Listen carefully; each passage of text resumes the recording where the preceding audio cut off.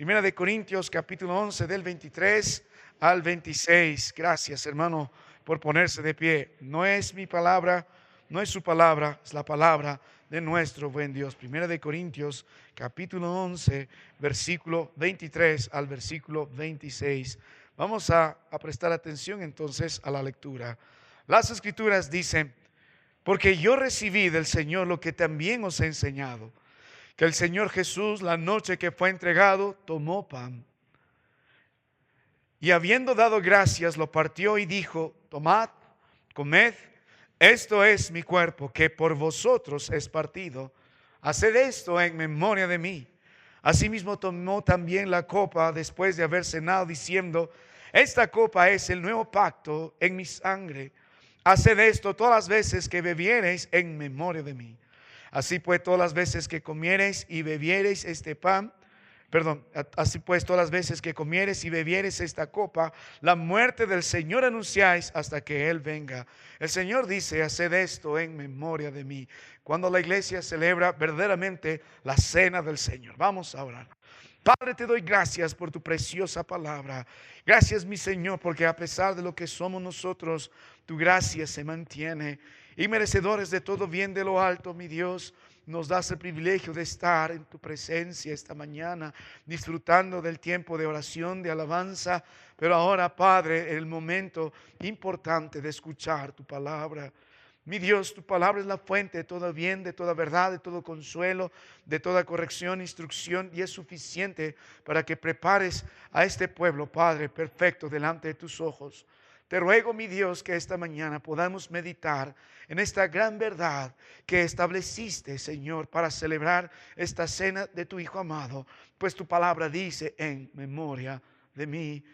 Ayúdanos a volver a vivir, Señor, el sacrificio de Cristo. Al poner su cuerpo, Padre, el sacrificio de Cristo, al derramar su sangre por nosotros. Te ruego, mi Dios, que esta iglesia valore y sea grata, Padre, a todo lo que has hecho a nuestro favor. Te ruego por aquellos que nos visitan por primera vez. Gracias, Padre, por traerlos, que se haga tu voluntad en ellos, por los que están nuevamente con nosotros también. Sea glorificado en sus vidas y que tu palabra traiga a alguno que aún vive muerto en delitos y pecados, porque necesita creer la preciosa sangre de Cristo Jesús y ser salvo. Ayúdanos en esta mañana, en Cristo te ruego. Amén. Hermano mío, le invito a ocupar su lugar. En el sudoeste de Asia, hermano mío, congregarse libremente no es opcional. Muchos de los hermanos, como lugares como en China, tienen que hacerlo clandestinamente. Hay iglesias subterráneas. Ahora imagine por un momento tratar de celebrar la cena del Señor en un lugar totalmente prohibido, y que costaría tu trabajo, te costaría la separación de tu familia y hasta tu vida, si podrías dar testimonio celebrando la cena del Señor de que Jesucristo es el Señor, y que a través de su precioso sacrificio y el derramamiento de su sangre preciosa somos llamados hijos de Dios.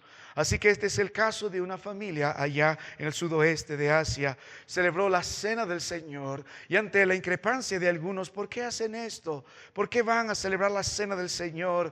¿No sabes que tu vida está en peligro? ¿No sabes que te pueden poner en la cárcel? ¿No sabes las terribles consecuencias? Y ellos dicen: sí, entendemos todo esto, pero preferimos obedecer al Señor que a los hombres. ¿Cómo no vamos a ser gratos con lo que Cristo hizo por nosotros? Y además Él dijo en su palabra en 1 Corintios capítulo 11, al final del verso 24 y al verso 25: haced esto en memoria de mí. ¿Por qué lo hacemos? En memoria de nuestro Dios, en obediencia a nuestro Dios, celebramos la cena del Señor.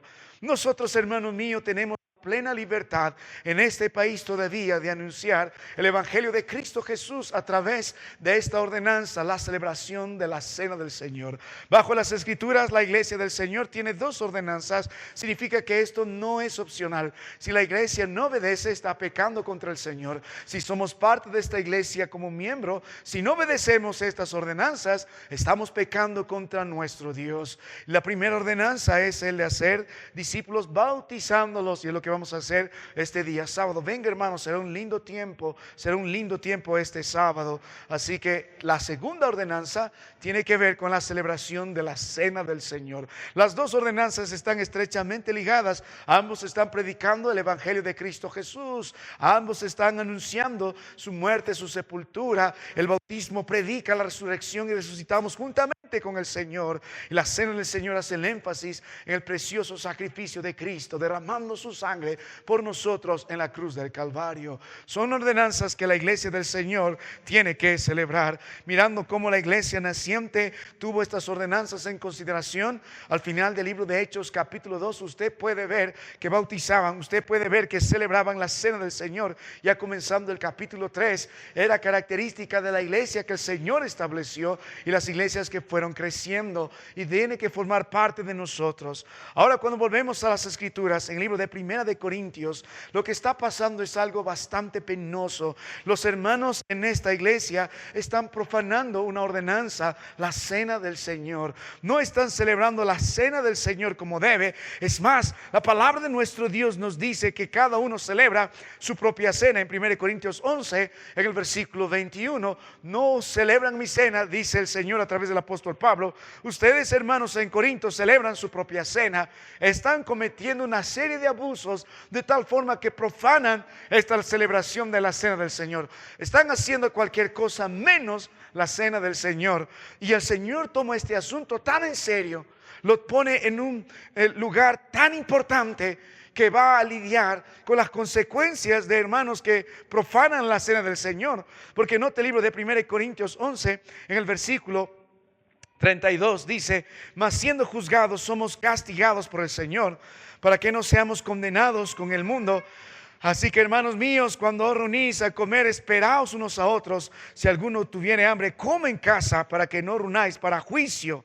En versos anteriores habla de que muchos que comieron indignamente ahora están durmiendo. Haciendo una aclaración, significa que han muerto. O sea, el Señor está tratando las consecuencias de este abuso de una forma seria. Dijo: hay hermanos que estoy castigando en Corinto porque están profanando la cena del Señor. He matado a algunos que están celebrando vanamente la cena del Señor. Para Dios es un asunto serio, sumamente serio.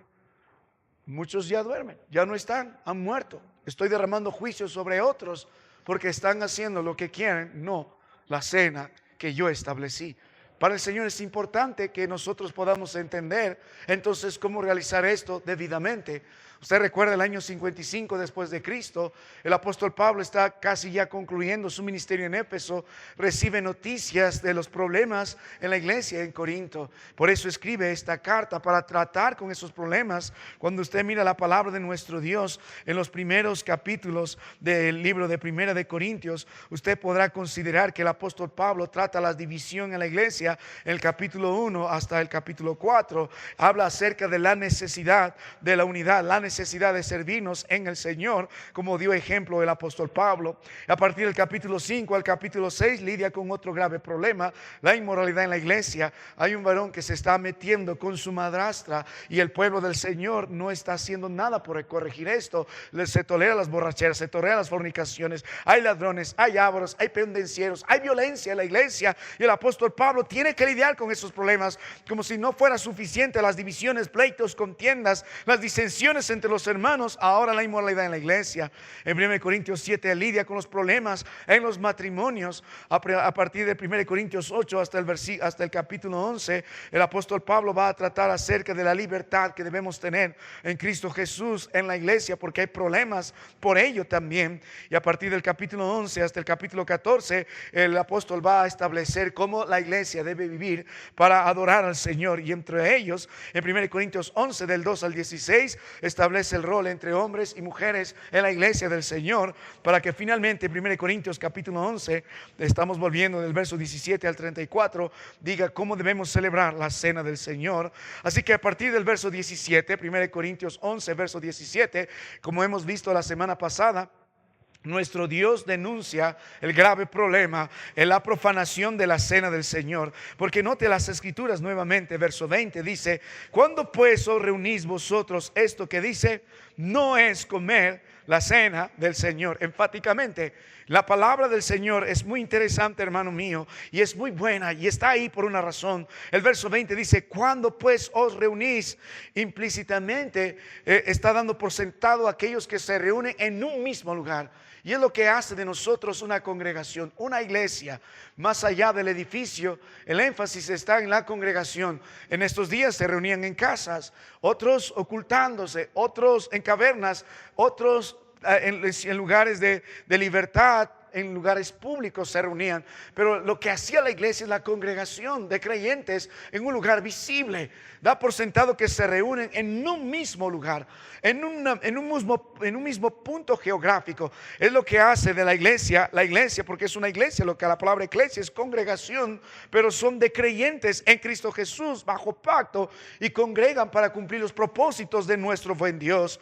Así que estos hermanos que se estaban reuniendo en el día del Señor, o en los días que escogieron para celebrar la cena del Señor, probablemente domingo, están profanándolo. Y una vez más el Señor nos recuerda por qué. Porque no está el Señor gozoso al mirar este grupo de personas reunidas en su nombre. Porque el Señor está desatando juicio al mirar a este grupo de hermanos reunidos en su nombre, celebrando la cena del Señor. Y la palabra de Dios nos mostró cuando la iglesia profana la cena del Señor. ¿Y cómo sucede esto? La Biblia nos describió tres grandes actitudes. En el versículo 17, hermano mío, hasta el versículo 18, la palabra de Dios nos dijo: esto no es motivo de alabanza, sino yo les voy a anunciar, haciendo un énfasis, el pero en el verso 17 de las lecciones anteriores, pero el anunciarlos que esto que sigue nos alabo. Probablemente podría resaltar ciertas virtudes entre hombres y mujeres, 1 Corintios 11, pero cuando se trataba de celebrar la cena del Señor, la palabra anunciarlos tiene que ver con autoridad. No os alabo en esto. Yo denuncio que esto no está bien, porque dice: no congregan para lo mejor, sino que dice, si están conmigo, para lo peor. Cuando profanamos la cena del Señor, cuando congregamos para lo peor, no para lo mejor. Cuando Dios espera lo mejor delante del pueblo del Señor, tiene que ver con todo lo que es excelente delante de nuestro Dios, con todo lo que es provechoso delante de nuestro Dios, y todo lo que es agradable delante de nuestro buen Dios. Él espera la gloria y honra. Él nos dio lo mejor. Cristo es un mejor sacrificio. Cristo es un mejor sacerdote. Cristo es un mejor tabernáculo. Cristo fue lo mejor que el Padre nos dio para que nosotros podamos, creyendo en Él, tener nueva vida. Pero cuando el pueblo de Dios se reúne para lo peor y no para lo mejor, no con excelencia, no con edificación, no para glorificar el nombre de Dios, entonces profana la cena del Señor, y por implicación profana también cualquier reunión. Usted puede profanar la cena del Señor, usted puede profanar cualquier culto cuando no viene para lo mejor delante de nuestro buen Dios. También hemos considerado otra razón. Note la palabra de nuestro Dios, verso 18. Note la Biblia, el versículo 18 hasta el versículo 19 habla acerca de aquellos que están causando división. Pues dice: pues en primer lugar, cuando os reunís como iglesia, oigo que hay entre vosotros divisiones, y en parte lo creo, porque es preciso que entre vosotros haya disensiones, para que se hagan manifiestos entre vosotros los que son aprobados. Cuando nos reunimos para lo peor, según esta primera parte del verso 17 al verso 22, el apóstol propone o establece las causas de que profanan la cena del Señor. Aquí es el problema. Primero, cuando no se reúnen para lo mejor, sino para lo peor. Y en segundo lugar, cuando no se reúnen en unidad, cuando están congregándose con divisiones y disensiones. La palabra división ya nos mostró, era notorio. Los grupos en la iglesia, había divisiones partidarias, había divisiones doctrinales, había divisiones de clases, porque lo sabemos, verso 21, verso 22, ricos y pobres. Había divisiones culturales, griegos, judíos, estaban divididos por cualquier razón. Y eso, hermano mío, profana la cena del Señor. Dios se glorifica y Dios evidencia que su pueblo es de Él cuando vive en perfecta unidad. Cuando miramos la palabra del Señor, no solo había divisiones, sino también había disensiones. No solo había divisiones manifiestas, sino también había divisiones internas. La palabra disensión tiene que ver con esto, con temas que no son muy notorios, digamos, pero están divididos por dentro los hermanos. Hay facciones, hay grupos que están ahí manteniendo una bandera especial, probablemente teológica, probablemente doctrinal, probablemente uno más espiritual que el otro, pero estaban divididos.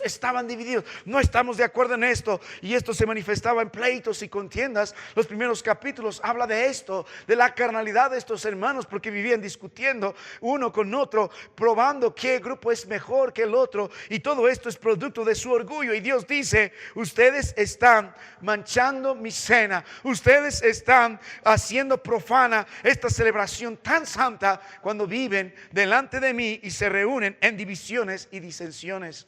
Tal es el punto que el Señor va a decir en Tito 3: al que causa división una vez, dos veces advierte, luego deséchalo. Pero el verso 19 dice: es preciso que entre vosotros haya disensiones.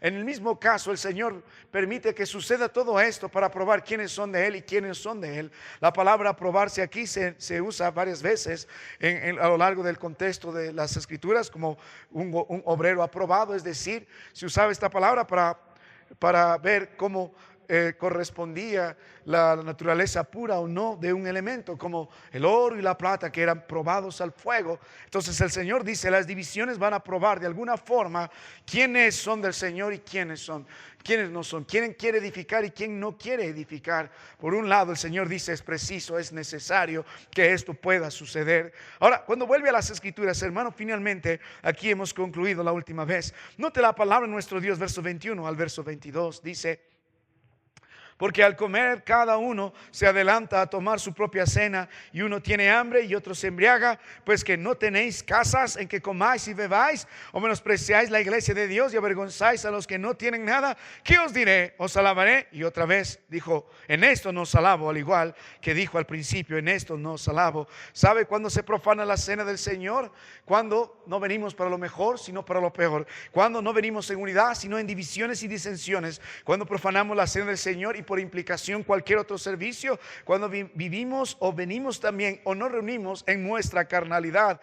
Cada una de estas expresiones es evidencia de que los hermanos aún viven en la carne. Dice: cada uno se adelanta para tomar su propia cena. Este es el problema en Corinto. Cada uno es una iglesia de individualistas. Nadie está mirando el propósito de edificar al otro hermano. Nadie está viniendo en amor. Cada uno está buscando lo suyo propio, y mucho menos no vienen con el afán de glorificar al Señor ni los intereses de Cristo. Cada uno viene con su propia agenda, cada uno viene con su propio plan, cada uno viene con su propio interés, cada uno viene por su propio beneficio. ¿Qué importa el plan de Dios? ¿Qué importa el glorificar al Señor? Ese es el problema de la iglesia en nuestros días. Nosotros llegamos a ser como Corinto cuando no venimos para lo mejor, cuando no venimos en unidad y cuando venimos en nuestra carnalidad, cada uno buscando lo suyo propio y no lo que es de nuestro Dios. Se adelantan egoístamente cada uno. Esta actitud individualista es un gran problema. No viene del Señor. Profana. Cada uno viene por sí mismo y no para la gloria del Señor. Usted debe meditar por qué viene a la casa de nuestro Dios. También profanan lo sagrado, convirtiéndolo en algo común, porque dice: es su propia cena. Ustedes vienen para su propia cena. En el contexto, lo primero que se celebraba antes eran unos banquetes. La palabra ahí es ágape, es lo que se solía hacer, y luego se celebraba la cena del Señor. Y la iglesia estaba tan fraccionada que era obvia. Ahí están los ricos y ahí están los pobres. Los ricos se adelantaban a comer: yo traje este gran cordero, yo traje este gran vino, esta es mi comida. Y los pobres esperando que reciban algo de la mesa de los ricos. Y el Señor dijo: ¿qué están haciendo? Y aparte de eso están emborrachando, y aparte de eso están mostrando su orgullo. Y Dios dijo: esto no lo voy a tolerar más. A tal punto que hay gente que está muriendo, gente que está siendo derramada sobre ellas el juicio del Señor. Yo no voy a tolerar esto, yo tengo que corregir esto, dijo el Señor de alguna forma. Así que el apóstol nos advierte: no podemos congregarnos en nuestra carnalidad, buscando solo nuestro propio interés, convirtiendo lo sagrado en algo común. No podemos congregarnos llevados por nuestra glotonería. En este caso, no había moderación en nuestras embriagueces, en nuestras borracheras, en nuestra inmoralidad, en nuestra vida que está básicamente marcada por el deseo de nuestra carne, en la inmundicia y tratando de agradar a nuestro Dios, no se puede. A tal punto que el Señor dice, mire, dice el verso 22, pues que no tenéis casas en que comáis y bebáis. Este conjunto de oraciones retóricas, se supone que la respuesta es obvia, pero el apóstol está haciendo reflexionar. No tenéis casas en comáis y bebáis. Si vas a hacer esto, hazlo en tu casa, no en la casa del Señor. ¿Por qué? O menospreciáis la iglesia de Dios, lo que están haciendo. Menospreciamos la iglesia de Dios y avergonzáis a los que no tienen nada. ¿Qué os diré? ¿Os alabaré? Pues en esto no os alabo. Esta iglesia llena de individualistas, esta iglesia llena de carnales, esta iglesia de gente que está relativizando las ordenanzas de nuestro Dios, interpretándolo a su manera, nos va a traer serios problemas. Cuando usted medite en las escrituras esta mañana, la palabra de Dios dice, esto no es comer la cena del Señor. Por implicación, podemos profanar cualquier culto en memoria de nuestro Dios cada vez que llegamos a la casa del Señor, no para lo mejor, sino para lo peor. Cada vez que llegamos a la casa de nuestro Dios, en pleitos, contiendas, divisiones y disensiones, y no en unidad. Cada vez que venimos en nuestra carnalidad, en nuestro asunto individual, en nuestro propio interés, en nuestra propia inmoralidad, en la inmundicia, y tratamos de celebrar así la cena del Señor, relativizando su palabra, sus mensajes, acomodándolo a nuestra forma de interpretar, en nuestra propia religión, tratando de hacer una nueva, tomando las cosas del mundo y las cosas del Señor y ofrecerlo a Dios. Dios se enoja por eso. Esto no es la cena del Señor. Hay muchos que están muriendo, hay otros que están enfermos. Dios está derramando su juicio y está castigando esta iglesia. Para Dios es una cosa seria. Entonces vamos a 1 Corintios capítulo 11, hermano mío. Y esta mañana entremos a nuestro mensaje. Entonces, después que el apóstol presenta el grave problema de la profanación de la cena del Señor, ahora a partir del verso 23 hasta el versículo 26, donde está nuestro mensaje esta mañana, en la gracia del Señor va a establecer cómo se debe celebrar la cena del Señor. Esto sí es celebrar la cena del Señor. Esto no es celebrar la cena del Señor. Esto sí es celebrar la cena del Señor. Al final del verso 24 dice, haced esto en memoria de mí. Al final del verso 25 la palabra de Dios vuelve a repetir, hacer esto, que dice en memoria de mí. ¿Cuál es el punto? ¿Cuál es el punto? ¿Cuál es el punto? Cuando la palabra de Dios dice, haced esto en memoria de mí, hay algo que usted y yo debemos entender. Primero note el verso 23, dice, porque yo recibí del Señor lo que también os he enseñado. Primero, esto no era algo nuevo para los hermanos en Corinto. Ellos ya habían sido instruidos seguramente en el ministerio del apóstol Pablo, que estuvo unos meses con los hermanos en Corinto, de cómo deberían celebrar bíblicamente la cena del Señor. Así que los está volviendo a recordar. En la gracia del Señor no desató juicio todavía. Dios dijo, vuelvan, una oportunidad para volver a hacer lo correcto. Doy gracias al Señor por su misericordia. Pero si siguen meditando en el tenor de este mensaje, no solamente es una remembranza, sino es algo importante, hermano mío, porque cuando ustedes establecen más o menos cronológicamente el orden en el que se escribieron la palabra de Dios, sobre todo los libros del Nuevo Testamento, el libro de 1 Corintios es uno de los primeros libros que se escribió en el Nuevo Testamento, incluso antes que algunos evangelios. Así que cuando usted se ubica en el contexto, y de eso se trata, la interpretación, dónde está el texto dentro del contexto histórico, usted podrá considerar, hermano mío, que esta iglesia todavía no tiene los evangelios, que esta iglesia no tiene todas las epístolas que usted y yo tenemos. Tenemos el privilegio de tener hasta el libro de Apocalipsis, estos 27 libros, la iglesia del Nuevo Testamento todavía no la tienen. Así que el apóstol Pablo hace, hablando cronológicamente, la primera referencia de cómo se debe celebrar la cena del Señor. Los evangelios van a venir después. Así que es importante el mensaje. El apóstol Pablo dice, ustedes tienen el privilegio de celebrar esto, porque yo lo recibí de la mano de mi Dios, de este Cristo glorificado. Yo lo recibí directamente y ahora ustedes lo deben volver a hacer correctamente. Y ustedes tienen el privilegio de ser unas primeras iglesias que lo deben hacer correctamente, porque no tienen excusa.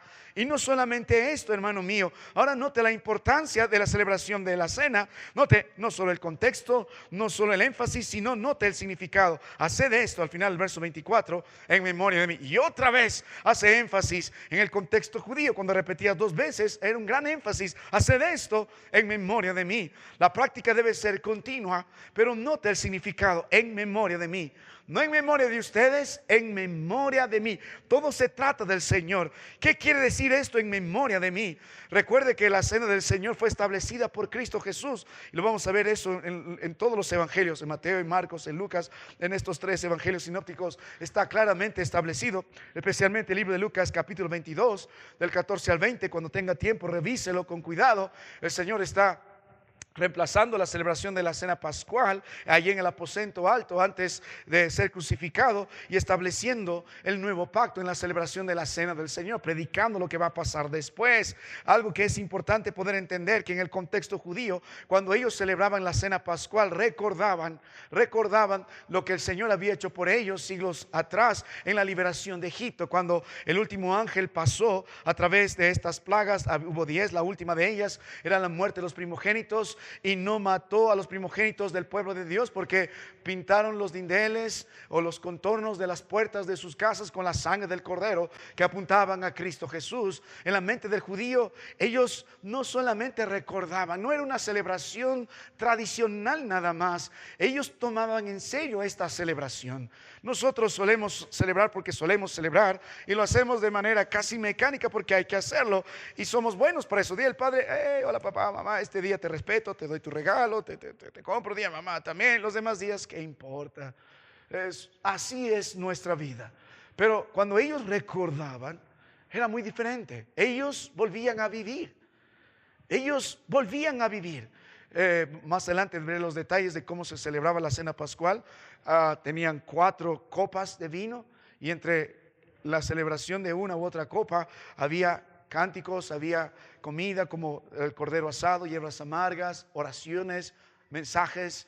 Pero todo esto tenía que ser por cada persona que celebraba dentro de cada hogar judío algo de vivencial. Ellos no solamente lo recordaban, sino lo volvían a vivir. A tal forma que daban gracias al Señor por liberarlos de la esclavitud de Egipto e introducirlos a la tierra que fluye leche y miel. Ahora, con cuánta más razón nosotros en Cristo, que entendemos que el Cordero perfecto, el inmolado, que hemos hablado Apocalipsis 4 y 5, sobre todo Apocalipsis 5, a través de su sangre preciosa, que habla 1 Pedro 3 también, podemos entender, hermano mío, la importancia de poder recordar esto, no solamente de una forma superficial, no de una forma tradicional o costumbrista, no. Lo que Dios espera cuando dijo haced esto en memoria de mí, es que volvamos a vivir, el dolor, la agonía, el sufrimiento, la muerte, la sepultura de Cristo Jesús. Ese es el punto. Si hay algo que el Señor quiere que recordemos hasta que Él venga, que vuelva a vivir esta iglesia, que lo tenga presente frecuentemente en su vida de iglesia, es que vuelva a vivir este momento de nuestro Dios. Cuando el Señor dice haced esto en memoria de mí, Él está tomando algo en serio. Cada vez que nosotros profanamos esta celebración, estamos ofendiendo duramente el sacrificio de Cristo Jesús. Lo que Dios espera de nosotros es que podamos entender esto. Así que la iglesia del Señor debe celebrar la cena del Señor instituida por Cristo bajo las Escrituras. No vamos a traer nuevas ideas, no vamos a traer nuevas formas de hacerlo. No. Por esa razón, la iglesia en Corinto está siendo corregida y castigada por parte de nuestro Dios, por hacer las cosas a su manera.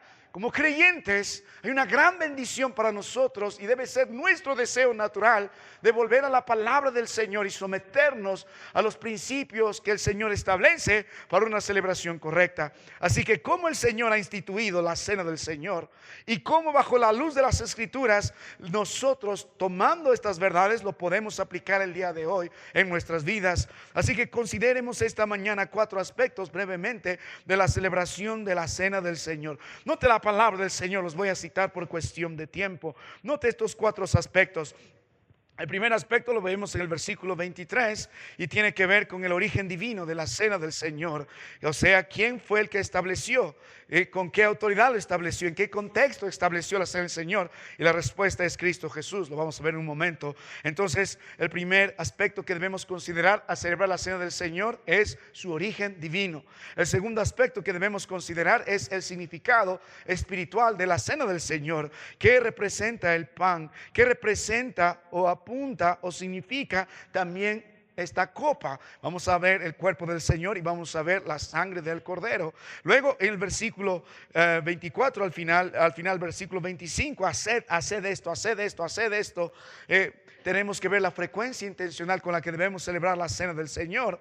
Haced esto, haced esto, haced esto. Y finalmente en el versículo 26 nosotros vamos a considerar un aspecto más, el propósito doctrinal de la cena del Señor. Es decir, ¿por qué razón hacemos esto? ¿Qué estamos predicando? ¿Qué estamos anunciando? Y aquí se anuncia el Evangelio y se anuncia el advenimiento de nuestro Dios. Así que hay 4 aspectos, hermano mío, que usted debe tener presente al celebrar la cena del Señor: el origen divino, el significado espiritual, la frecuencia con la que lo vamos a celebrar y el propósito doctrinal. Bueno, volvemos rápidamente a la palabra de nuestro Dios, hermano, y en el poco tiempo que nos queda, meditemos en estos aspectos. 1 Corintios capítulo 11, verso 23, cuando la Biblia nos dice: haced esto en memoria de mí. Esto es celebrar la cena del Señor. Note la palabra de nuestro Dios primero, el origen divino de la cena del Señor. Note: porque yo recibí del Señor lo que también os he enseñado. Nosotros hemos visto que el apóstol Pablo recibió directamente la revelación sobre la cena del Señor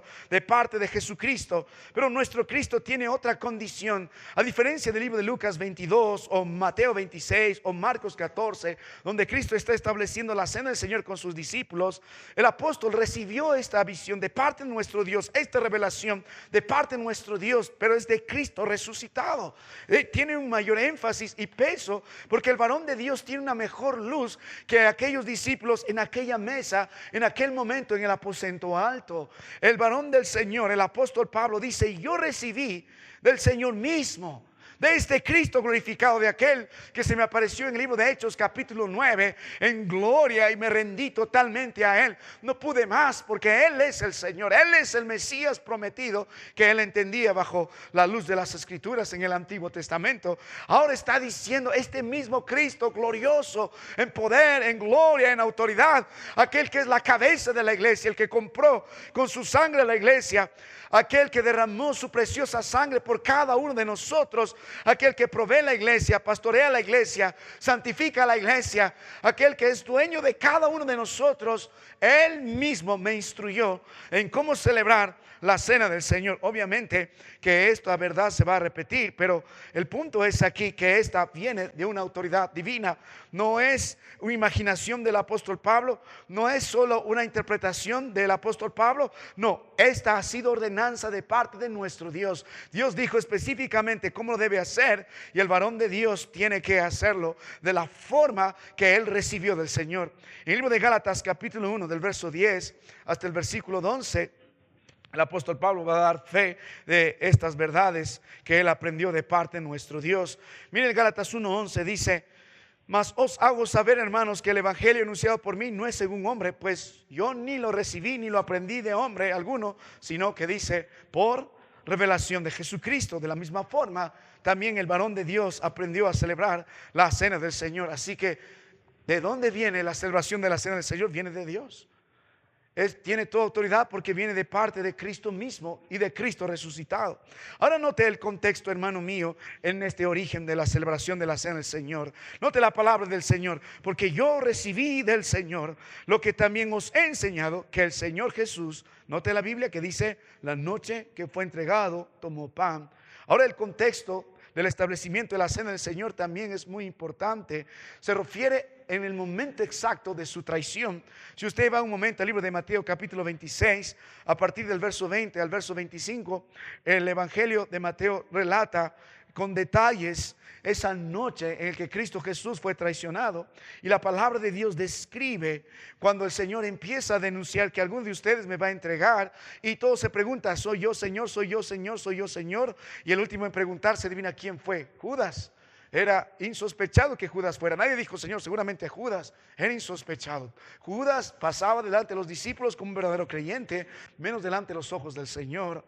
Ahora, cuando miramos la palabra del Señor, al final del versículo 24 y 25 dice, Mateo 26: a la verdad el Hijo del Hombre va, según está escrito de él, dice, a ser entregado, pero hay de aquel hombre por quien el Hijo del Hombre es entregado. Bueno le fuera a este hombre no haber nacido Entonces respondiendo Judas al que le entregaba, dijo: soy yo, maestro. Le dijo: tú lo has dicho.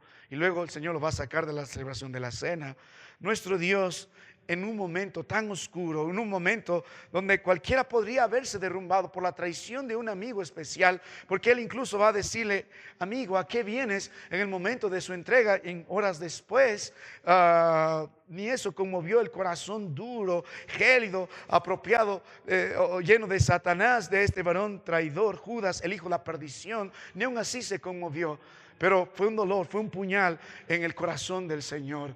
Cada quien que ha sufrido un tipo de traición, ya sea una infidelidad, que dura traición, o de un padre hacia un hijo hacia un padre, cuanto más cerca está la persona que traiciona, el puñal entra más profundo, más dolorosamente, más inesperadamente, y en un momento lúgubre, de traición, de tinieblas, de menosprecio a nuestro buen Dios. Y era la manera que Él tenía que ser entregado. No podía ser de otra forma, tenía que ser traicionado. En ese momento el Señor establece la cena del Señor.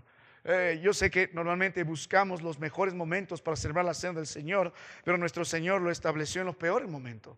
En el peor momento, en la noche en la que Él fue entregado, en la noche que Él fue traicionado, en la noche que Él fue menospreciado, en la noche que Él fue puesto delante de los hombres por 30 monedas de plata. En ese instante nuestro Dios, entendiendo todo eso, en su dolor, en su angustia, el hombre, nuestro Dios, nuestro Salvador, estableció la cena del Señor. Así que vuelvo un momento a las Escrituras, hermano mío. Note la palabra de nuestro Dios. Dice que el Señor Jesús, la noche que fue entregado, tomó pan. Ahora, si hemos notado, la fuente de la celebración de la cena del Señor proviene de Dios, de un origen divino, de Cristo resucitado, y ha sido establecido en un contexto de angustia, de dolor, de traición. Pero ¿cómo habría esta preciosa institución? Porque lo que va a predicar es lo que Cristo luego hará por nosotros, y que de alguna forma, hermano, también somos Judas, de alguna forma es traicionado al Señor. Algo de Él todavía tenemos en nuestras vidas, lo hemos menospreciado, hemos puesto algo, lo material, nuestro propio interés sobre Él. Cada vez que hacemos esto, en algún grado también somos Judas. Pero aún en medio de todo esto, la gracia del Señor sobreabunda. Ahora vuelva a la palabra de Dios, primera de Corintios 11, note el verso 24. Ahora quiero que note, hermano mío, en la gracia del Señor, el significado de la cena del Señor. Note, la Biblia dice, el verso 23 termina diciendo: la noche que fue entregado tomó pan. Verso 24, y habiendo dado gracias, lo partió y dijo: tomad, comed, esto es mi cuerpo que por vosotros es partido. Ahora el verso 25 dice: así mismo tomó también la copa después de haber, nota, cenado. ¿Qué están celebrando? Otra vez, la comida pascual en el aposento alto. Permíteme darle algún detalle, hermano mío, de cómo se celebra esto. Usted se da cuenta que no hay detalles de la celebración de la cena pascual aquí. No hay detalles. La palabra de Dios está poniendo el énfasis no tanto en la sustancia, sino en los elementos con los que se celebra, porque representan algo. La metáfora es bastante clara. Dice: tomad, comed, esto es mi cuerpo. ¿Ves? Esto es el pan que representa el cuerpo del Señor, el vino que representa, o la copa que representa mi sangre. Pero debe entender esto, algunos detalles de la celebración de la cena del Señor, para que vea el énfasis que Dios pone en el significado de sus elementos. ¿Sabe, hermano mío? Cuando se celebraba la cena pascual, entre el contexto judío, básicamente la comida comenzaba cuando alguien bendecía. Básicamente era el anfitrión de la casa que bendecía la comida. Así que se repartían las 4 copas. Habían 4 copas en la mesa. La primera copa de vino se pasaba de uno a otro, una misma copa. Luego se pasarían las otras 4 copas de vino, o las restantes copas de vino, durante la comida. Así que después que uno ha bebido la primera copa, comían las hierbas amargas mojadas en una especie de salsa de fruta, y alguien daba un mensaje acerca de lo que era el rescate del Señor del pueblo de Egipto. Luego cantaban la primera parte de un himno. Cuando miras usted el libro de Salmos, el capítulo 113 al 118, todos estos salmos se agrupan porque se llaman los salmos Jalel. Son los salmos de alabanza, y los salmos 113 al 114 se celebraban antes. Se cantaban durante este momento, y luego del 115 al 118 se cantaban después de la celebración de la Cena del Señor. Así que cuando cantaban esta primera parte, probablemente del Salmo 113 al Salmo 114, luego, después de cantar esto, cada uno de ellos ahora se pasaba la segunda copa. El anfitrión partía luego el pan sin levadura, y lo pasaba a cada uno de los presentes, un mismo pan. A continuación tomaban la comida propiamente dicha, que era un cordero asado, y lo comían. Y entonces recién hacían la oración y luego pasaban a la tercera copa y cantaban el resto de los salmos, Jalel. La cuarta copa que se celebraba lo dejaban ahí, esperando el reino venidero, y lo vivían inmediatamente antes de salir, esperando al Mesías. Esa era la celebración pascual. Ahora, cuando miramos el contexto, fue la tercera copa la que Jesucristo bendijo y lo convirtió en la copa de comunión. El libro de Lucas capítulo 22 verso 20, note la Biblia, dice: después que hubo cenado, tomó la copa diciendo: esta copa es el nuevo pacto en mi sangre, que por vosotros es derramada. Lo mismo que aclaró el varón del Señor. Entonces, ¿qué significa todo esto? ¿Ve que Dios no puso todos estos detalles de celebración pascual en la institución de la Cena del Señor?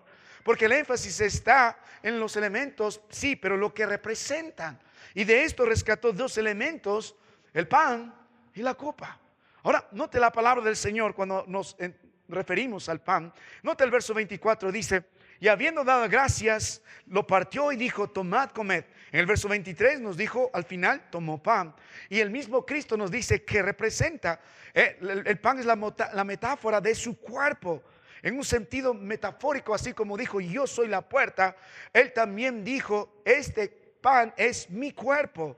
Hermano mío, cuando podemos mirar esta verdad, usted y yo nos gozaremos en este asunto. Mire, dice: tomad, comed, esto es mi cuerpo, que dice que por vosotros es partido. Dice: por vosotros es partido. ¿Saben lo importante de este señalamiento por parte de nuestro Dios cuando habla acerca de su cuerpo? Primero tiene que entender, cuando el judío entendía cuerpo, no hablaba solo de lo material. Cuando nosotros hablamos de nuestro cuerpo, casi siempre estamos viendo lo externo, lo físico, lo material. Cuando el judío hablaba de cuerpo, entendía toda una forma más completa, holística: su cuerpo, su alma, su mente y su espíritu. El Señor está diciendo algo importante aquí: este pan representa mi cuerpo, de forma completa, todo lo que yo soy, mi cuerpo, que dice que por vosotros. Aquí está el énfasis.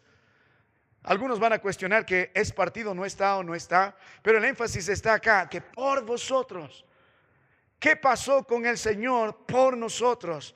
Lo que el Señor está invitando aquí cuando hacemos en memoria de Él, cada vez que volvemos a partir el pan, Él nos está diciendo: un momento, usted quiere detenerse para reflexionar, para meditar, para volver a la palabra del Señor y entender lo que el Señor hizo por nosotros. Por nosotros. Esto nos invita a nosotros, hermano mío, a considerar, a valorar lo que Cristo tuvo que hacer por nosotros. Recuerda, según la palabra del Señor, nosotros somos pecadores, impíos. No hay justo ni aun uno. Según Romanos 6:23, la paga del pecado es muerte. En Isaías 59, nuestras iniquidades han hecho separación entre nosotros y Dios. Somos merecederos de ¿qué? De la ira de Dios. ¿Y qué Cristo tuvo que hacer por nosotros? Este pan predica el sacrificio sustitutorio de Cristo Jesús, lo que Él tuvo que hacer por nosotros. El pan que se había representado en el Éxodo venía ahora a representar el cuerpo de nuestro Dios, el Mesías. Así que, mi amado hermano, Jesús, su cuerpo representa el gran misterio de toda su vida encarnada, toda su enseñanza, su ministerio y su obra, todo lo que Él era y todo lo que Él hizo, ahí representado a través de ese pan, y todo lo que tuvo que sufrir por nosotros. En el libro de Juan 1, en el verso 14, la palabra de Dios dice: y aquel verbo fue hecho carne. Y para los que estamos estudiando con los sábados el libro de Juan, para nosotros ha sido una verdad tan grande, tan gloriosa, al mismo tiempo sorprendente, y para nuestra mente difícil de comprender, aún así, en la magnitud que debe comprenderse, porque el Señor está hablando que se hizo carne. Está hablando de su cuerpo, un cuerpo como tú y yo, humano, pero 100% divino al mismo tiempo. Pero lo que es increíble es entender: el Dios invisible se hizo visible. El Dios glorioso tuvo que hacerse pobre para estar en medio de este mundo tan lleno de pecado. El Dios creador se vistió como una de su creación. Lo eterno tuvo que meterse en lo temporal. Es algo increíble. Y era necesario que se vista así. ¿Por qué? Porque si no fuera hombre, Él no podría morir por nosotros. Si no fuera hombre, Él no podría compadecerse de nosotros. Si no fuera hombre, Él no podría darnos ejemplo para seguir a un perfecto hombre como Cristo Jesús. Pero lo que pasó con él tenía como hombre que morir por nosotros. Y ahí representa esta palabra, el pan, lo que él tuvo que hacer por nosotros. Esto es mi cuerpo. No dice el apóstol, dice el Señor que por vosotros. Son dos de las más bellas palabras en todas las escrituras. Jesús entregó su cuerpo por nosotros, su vida encarnada por nosotros. Él entregó todo lo que era por nosotros. Él dice, me hice hombre por nosotros. Di el evangelio por vosotros. Sufrí por vosotros, morí por vosotros. Soporté el castigo por vosotros. La ira fue sobre mí por vosotros. Hermano mío, ¿no creo que usted y yo somos beneficiarios de este gran sacrificio que Cristo tuvo que hacer por nosotros? El sacrificio fue sustitutorio. ¿Por qué? Porque usted debería recibir la ira de Dios. Usted por pecador, usted por quebrantador la palabra de Dios, merece el infierno, la ira de Dios. Pero Él tomó el lugar del pecador. Por eso dice, por vosotros, por vosotros. Y el Señor sufrió en todas las áreas que uno puede sufrir. Él no solo sufrió lo físico, los escupitajos, los golpes, la corona de espinas, las manos horadadas y los pies, el costado traspasado. No solo está derramando, porque era un baño de sangre la cruz. No solo en el Salmos 22 dice, hasta mis huesos lo puedo contar. El dolor es tan grande, pero Él sufrió internamente. Hemos visto el momento de la traición. Sufrió la traición, sufrió la negación de Pedro, sufrió el abandono de aquellos que prometió estar con ellos hasta el fin, con Cristo hasta el fin. Sufrió eso, sufrió esa hipocresía de los suyos que una semana atrás estaban diciendo, bendito el Hijo de David, que viene, y ahora están gritando, crucificarle, crucificarle, crucificarle. Él sufrió en todas las formas que uno podría sufrir, físicamente, emocionalmente. Su alma sufrió, pero lo que a él más le costó sufrir es de esta forma espiritual. Él y el Padre desde la eternidad hasta ese instante, Él tenía una comunión perfecta con Dios, porque Él también era Dios. Y en ese instante el Padre tenía que romper esa comunión, porque por nosotros Él estaba llevando nuestras maldades. El Padre tuvo que dar la espalda al Hijo y derramar toda la ira. Cuando Él clamó, Elí, Elí, lama sabactani, que traducido es, Dios mío, ¿por qué me has abandonado? Él está diciendo, Señor, tanto tiempo de comunión, ahora por amor a estos, los tuyos, estoy sufriendo de esta forma. Lo que tendríamos que pagar toda la eternidad en el infierno, Cristo lo sufrió en ese instante por nosotros, por vosotros. El sacrificio de Cristo Jesús es sustitutorio, y es lo que predica el partimiento del pan. El libro de Isaías 53, verso 5, la Biblia dice, mas Él herido fue por nuestras rebeliones, molido por nuestros pecados. El castigo de nuestra paz fue sobre Él, y por su llaga fuimos nosotros curados. Lo hizo por nosotros, por nosotros, por nosotros, por nosotros. Qué bellas palabras. Así que, ¿dónde está el énfasis? En el significado de la celebración de la cena del Señor. No está tanto en los elementos y en el sentido de la sustancia, sino en lo que representan. En lo que representan. El pan sin levadura, el cuerpo perfecto de Cristo Jesús, que ocupó nuestro lugar en la cruz del Calvario, es su sacrificio sustitutorio. Mientras mira la copa, nota, con eso vamos a terminar esta mañana, nota la copa, dice, según la palabra del Señor, en el verso 25, asimismo también tomó la copa, y hemos visto que era la tercera, después de haber cenado, diciendo, y después de haber comido el Cordero Pascual, dijo, esta copa es el nuevo pacto en mi sangre. Haced esto todas las veces que bebiereis en memoria de mí. ¿Qué representa la copa? El mismo Cristo nos dice, es la metáfora para hablar acerca de su sangre. De su sangre. Y lo que la palabra de Dios pone en énfasis es que esta sangre, ¿qué es? Es el sello de este nuevo pacto. Cuando miramos la palabra de nuestro Dios, para mí me sorprende como todas las escrituras siempre han apuntado en el plan redentor a este momento preciso cuando Cristo Jesús tenía que derramar su sangre. El nuevo pacto está hablando del libro de Jeremías, capítulo 31, del verso 31 al verso 34. Pero para entender con gozo este nuevo pacto, usted tiene que entender los pactos que Dios hizo anteriores. No solo hay dos, hay varios. Nosotros hemos estudiado en la clase de interpretación bíblica, hemos estudiado 6 de estos pactos. 6 de estos pactos. El sexto es el nuevo pacto. Cuando usted va atrás en la palabra de nuestro Dios, ¿por qué tiene que entender? De un poquito de paciencia, la relevancia de la sangre preciosa de Cristo Jesús. En el libro de Génesis, cuando vaya con tiempo, vaya a Génesis 1 del 28 en adelante y el capítulo 2 del 16 en adelante. Adán debía obedecer a Dios.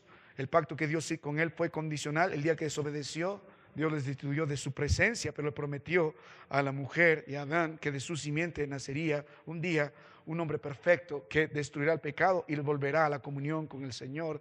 Así que la cena del Señor en el pacto de Adán está apuntando un día a la restauración de la comunión con Dios, y es lo que sucede a través de la sangre preciosa de Cristo Jesús, quien es un segundo Adán.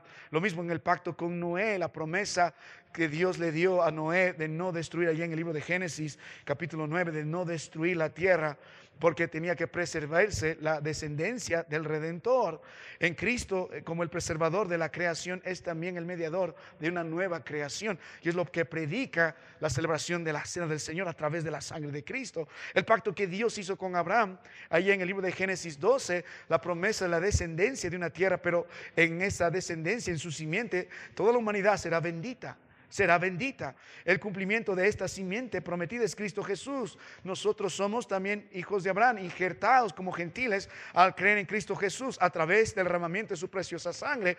Así que la cena del Señor celebra la bendición universal traída por la simiente de Abraham, cumplida en Cristo Jesús. Cuando Dios hizo el pacto con Moisés, ahí en el libro de Éxodo capítulo 19, la ley era dada para que vivieran conforme a la demanda de un Dios santo, pero probaron que ellos no podían vivir, pero apuntaba un día al perfecto hombre que cumpliría la ley, al perfecto sacrificio, al perfecto sacerdote, al perfecto tabernáculo, y Cristo fue quien cumplió perfectamente la ley por nosotros. Y en la cena del Señor, la sangre del nuevo pacto reemplaza al antiguo pacto, el del Cordero. La cena conmemora el sacrificio perfecto de Cristo Jesús, y finalmente el pacto que Dios hizo con David.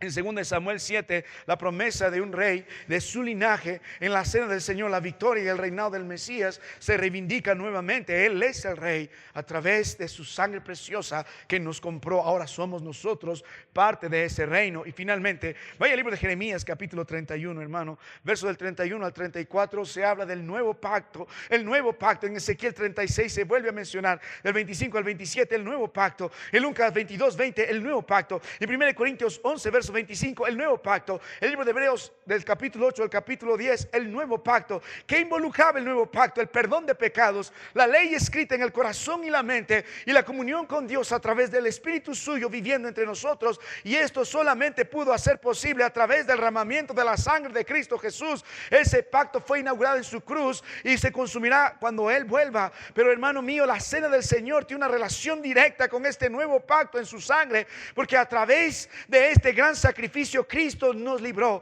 Cristo limpió nuestras iniquidades. Cristo perdonó nuestros pecados, y a través de este sacrificio llegamos a ser hijos del Señor. Ahora nosotros amamos su palabra, guardamos su palabra, defendemos su palabra. El Espíritu de Dios está morando entre nosotros y tenemos esperanza de vida eterna. Un nuevo pacto, un nuevo pacto. Gracias al Señor por eso. Entonces vuelva a 1 Corintios capítulo 11 y permíteme terminar con esta verdad. 1 Corintios capítulo 11. Note la palabra del Señor. Por eso es importante la copa. Es la sangre preciosa de Cristo. Nuestra confianza está en esa sangre preciosa de Cristo. ¿Por qué era necesario esta sangre? Para que selle este nuevo pacto. Porque hermanos, sin derramamiento de sangre no hay remisión de pecados. ¿Qué predica el Señor? De su sacrificio expiatorio.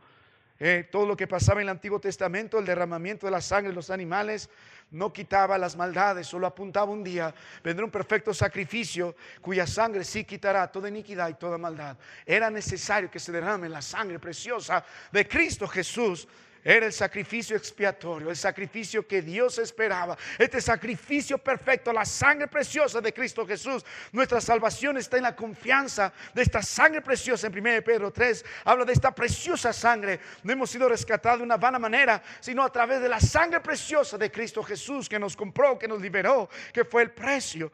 Ahora, cuando medita en la palabra del Señor entre el pan y la copa, en su manera conjunta, algo están predicando los dos. No solamente el sacrificio sustitutorio a través del pan, Dios lo hizo por nosotros. No solamente el sacrificio expiatorio, el derramamiento de su sangre para perdón de pecados, sino también el sacrificio propiciatorio. ¿Qué significa esto? Que tanto el pan y como la copa predican que toda la ira de Dios fue satisfechamente satisfizo. El sacrificio de Cristo Jesús satisfizo la demanda de la justicia divina. El copa y el pan predica eso. Cristo no solo murió en nuestro lugar, sino que soportó la ira de Dios en nuestro favor, apaciguando su justicia a través del derramamiento de su preciosa sangre. Fue propiciatorio porque la ira de Dios fue satisfecha con ese sacrificio que el Señor hizo por nosotros. Solo un verso para terminar. Note la palabra del Señor en Romanos. Hay muchos, pero vamos a Romanos 3:25. Dice: a quien Dios puso como propiciación por medio de la fe en su sangre, para manifestar su justicia a causa de haber pasado por alto en su paciencia los pecados pasados. Y mire Hebreos 2:17 también: por lo cual debía ser en todo semejante a sus hermanos, para venir a ser misericordioso, fiel y sumo sacerdote en lo que a Dios se refiere, para expiar los pecados del pueblo. Así que la cena del Señor nos recuerda que hemos sido reconciliados por Él. La ira de Dios ya no viene sobre los que hemos creído en Él, sino fue sobre Cristo Jesús.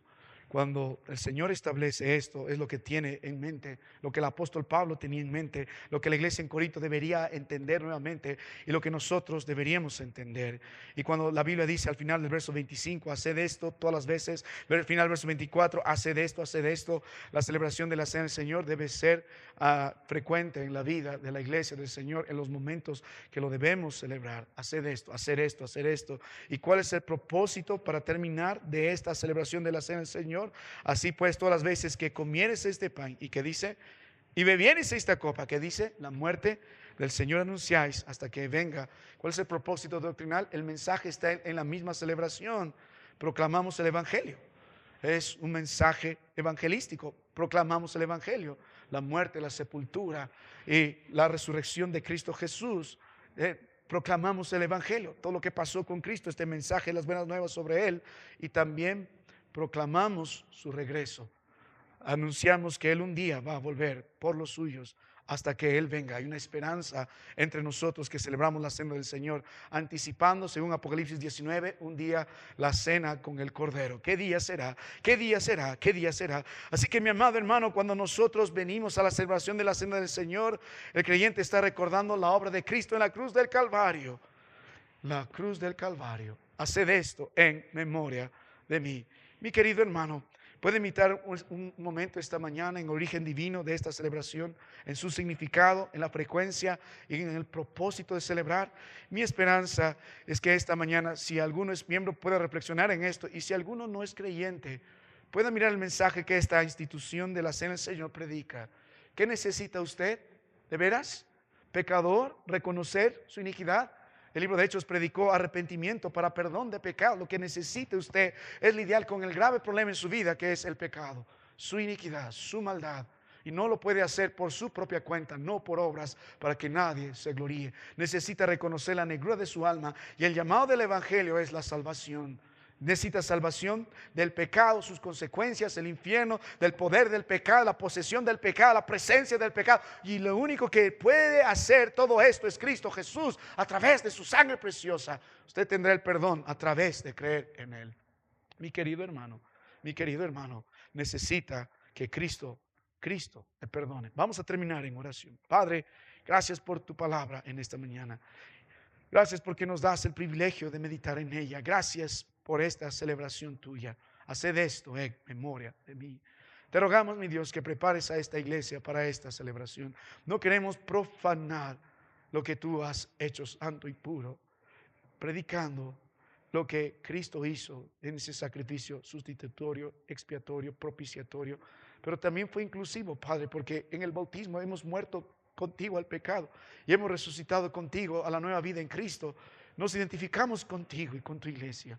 Gracias por estos hermanos, gracias por tu palabra. Gracias, Señor, por morir por nosotros. Gracias por tu sangre preciosa. Gracias por este nuevo pacto en Cristo Jesús, incondicional, porque toda responsabilidad ya fue en ti. Padre, ayúdanos, bendícenos. Si alguien que no te conoce pueda mirar a Cristo esta mañana, reconociendo su iniquidad y pueda ser salvo y le otorgues un arrepentimiento para vida. En Cristo te ruego. Amén. Hermanos, gracias.